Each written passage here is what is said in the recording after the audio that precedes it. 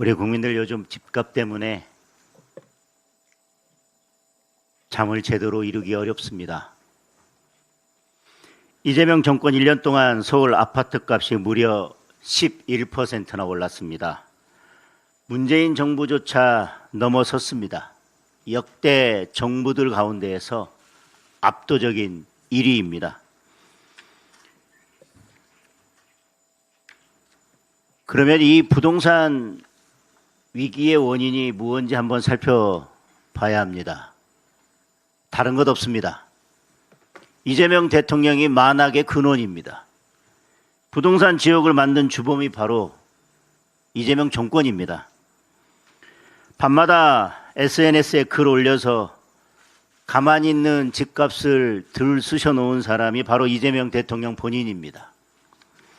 그래놓고 집값이 오른다면서 규제 강화하고 대출까지 막았습니다.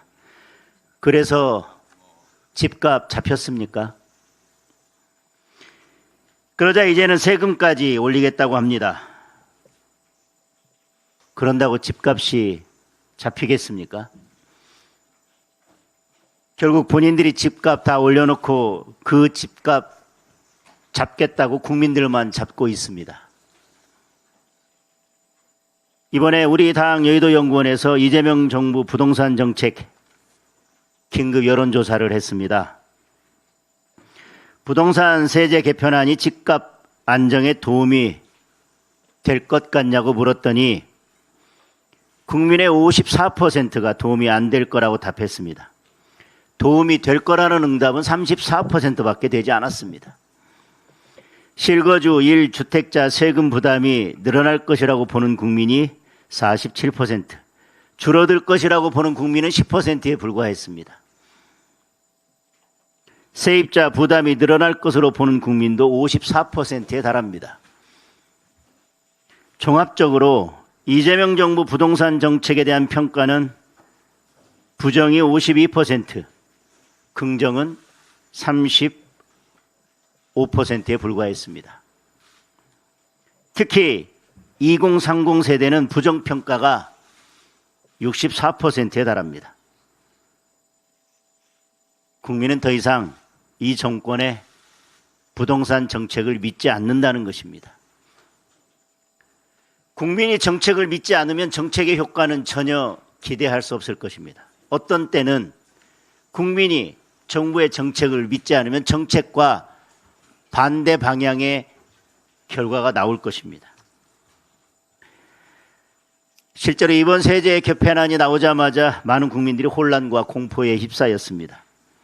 열심히 땀 흘려서 집 한 채 마련한 은퇴한 어르신들은 보유세가 늘어서 집을 갖고 있기도 어려운데 장특공까지 줄였습니다. 이제 팔기도 어렵게 만들었습니다. 그래놓고 이 정권이 뭐라고 하고 있습니까? 지방으로 가면 양도세 깎아줄 테니 집 팔고 이사 가라고 합니다. 집 가진 어르신들이 무슨 죄를 지었다고 강제로 지방으로 이사를 가야 합니까? 아이 학교 문제나 직장 사정으로 다른 곳에 사는 비거주 1주택자들도 마찬가지입니다. 어쩔 수 없이 원래 집으로 가게 되면 아이 학교까지 옮겨야 됩니다. 우리 아이들이 무슨 죄가 있어서 낯선 학교로 전학을 가야 합니까? 직장에서 먼 집으로 강제로 이사 가야 하는 분들도 많을 겁니다. 사실상 정부가 국민의 거주 이전의 자유를 박탈하고 있는 겁니다. 집 가진 국민들의 고통만도 아닐 것입니다.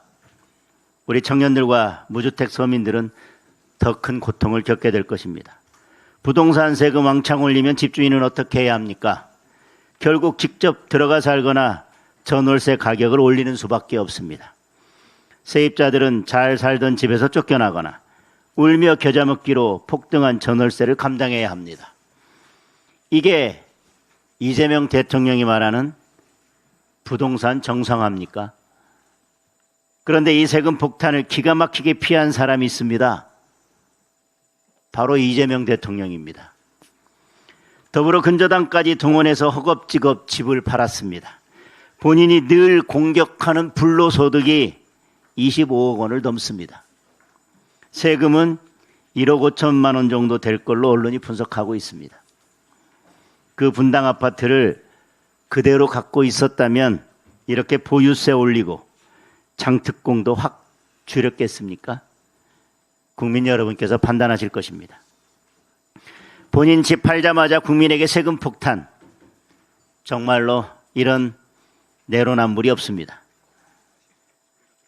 오늘 이재명 대통령이 또다시 부동산 정책 회의를 주재한다고 합니다.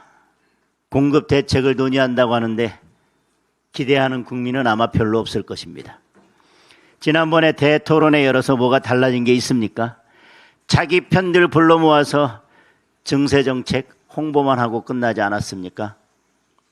이 정권에서 그동안 내놓은 공급 대책들만 봐도 얼마나 한심하기 짝이 없습니까? 상가와 사무실을 주거용으로 고쳐서 공급하겠다고 합니다. 최근에는 국민연금으로 공공임대주택 늘리는 방안을 당정이 논의하고 있다고 합니다. 본인들은 강남 아방궁에 살면서 국민들은 상가 개조주택, 임대주택에 살라고 강요하는 겁니다. 결국 이재명 정권의 부동산 정책에 민생은 없습니다. 이 정권은 국민의 삶에 전혀 관심이 없습니다. 지금 민생에 필요한 것은 규제와 증세가 아닙니다.